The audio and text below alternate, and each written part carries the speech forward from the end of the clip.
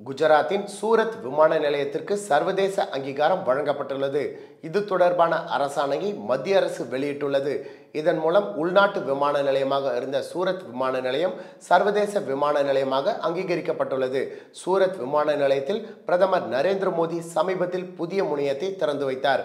அது குஜராத் பாரம்பரியத்தை பறைசாற்றும் வகையில் வடிவமைக்கப்பட்டு இருந்தது. சென்ற டிசம்பரில் நடைபெற்ற மத்திய அமைச்சரவை கூட்டத்தில் சூரத் விமான நிலையத்திற்கு சர்வதேச அங்கீகாரம் வழங்க வேண்டும் என்ற கோரிக்கை முன்வைக்கப்பட்டது. தற்பொழுது பிரதமர் நரேந்திர மோடி தலைமையிலான அரசு சூரத் விமான நிலையத்தை சர்வதேச விமான நிலையமாக அறிவித்துள்ளது. சர்வதேச விமான போக்குவரத்து தளத்தில் சூரத்தை முக்கிய இடமாக மாற்றும் நோக்கத்திலும் அதன் சுற்றுப்புற பகுதிகளை பொருளாதார ரீதியில் மேம்படுத்தும் நோக்கத்திலும் இந்த நடவடிக்கை எடுக்கப்பட்டுள்ளதாக மத்திய அரசு தரப்பில் தெரிவிக்கப்பட்டுள்ளது.